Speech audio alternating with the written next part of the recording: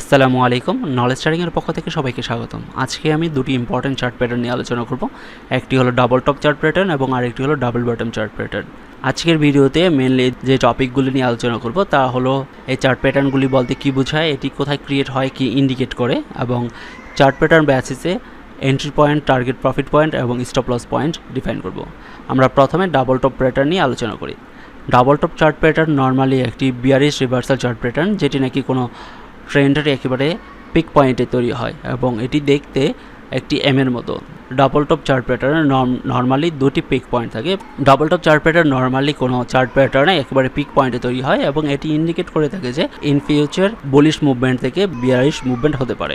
যদি আমরা আমাদের ডাবল টপ চার্ট প্যাটার্ন বেসিসে আমাদের এন্ট্রি নিতে চাই, তো সেক্ষেত্রে আমাদের ফার্স্ট এন্ট্রি পয়েন্ট হবে নিক লেভেলের ব্রেকআউট পয়েন্ট এবং আমাদের দ্বিতীয় এন্ট্রি পয়েন্ট হবে আফটার রিটেস্ট। অর্থাৎ আমাদের যে নিক লেভেল আছে, এই নিক লেভেলকে সে যখন রিটেস্ট করে আবার কনফার্মেশন দেবে, সো এই পজিশনে আমরা চাইলে আবার এন্ট্রি নিতে পারি।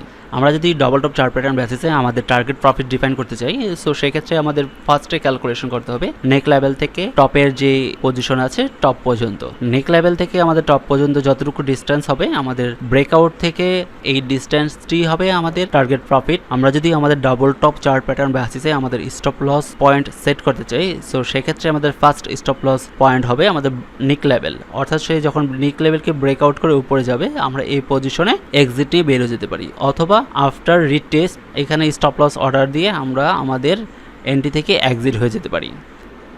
ডাবল বটম চার্ট প্যাটার্ন হলো একটি opposite pattern of double top chart pattern. এটি হলো একটি বুলিশ রিভার্সাল চার্ট প্যাটার্ন, যেটি অনেকটি দেখতে ডব্লিউ প্যাটার্নের মতো। এর double bottom chart pattern normally কোনো বিয়ারিশ ট্রেন্ডের একেবারে লোয়ার লেভেলে তৈরি হয় এবং এটি ইন্ডিকেট করে দেখে যে আমাদের নিয়ারেস্ট পাস্টে যে বিয়ারিশ ট্রেন্ড ছিল তার রিভার্সাল হয়ে বুলিশ হতে পারে। আমরা যদি ডাবল বটম চার্ট প্যাটার্ন বেসিসে আমাদের এন্ট্রি পয়েন্ট নিতে চাই, তো সেক্ষেত্রে আমাদের ফার্স্ট এন্ট্রি পয়েন্ট হবে আমাদের ব্রেকআউট পয়েন্ট, আমাদের যে নিক লেভেল আছে নিক লেভেল ব্রেকআউট পয়েন্ট, এবং সেকেন্ড এন্ট্রি পয়েন্ট হবে রিটেস্ট পয়েন্ট।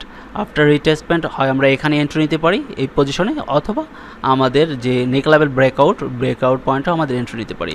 আমরা যদি ডাবল বটম চার্ট প্যাটার্ন বেসিসে আমাদের টার্গেট প্রফিট ডিফাইন করতে চাই, সো সেক্ষেত্রে আমাদের প্রথমে যেটি করতে হবে যে ডাবল বটমের পিক পয়েন্ট থেকে আমাদের নিক লেভেলের ডিস্টেন্স ক্যালকুলেশন করতে হবে, দেন আমাদের ব্রেকআউট পয়েন্ট থেকে সেই ডিস্টেন্স পয়েন্টই হবে আমাদের টার্গেট প্রফিট পয়েন্ট। আমরা যদি ডাবল বটম চার্ট প্যাটার্ন বেসিসে আমাদের স্টপ লস সেট আপ করতে চাই, সো সেক্ষেত্রে আমাদের ফার্স্ট স্টপ লস অর্ডার হবে আমাদের নেক লেভেল ব্রেকডাউন লেভেল। অর্থাৎ এই নেক লেভেলকে সে যখন ব্রেকডাউন করে নিচে চলে আসবে, এখানে হয়তো বা আমরা এক্সিট নিতে পারি, অথবা আমাদের যে সাপোর্ট জোন ক্রিয়েট হয়েছিল এই সাপোর্ট জোনের ব্রেকআউট পয়েন্টকেও আমরা আমাদের stop loss order point set up করতে পারি।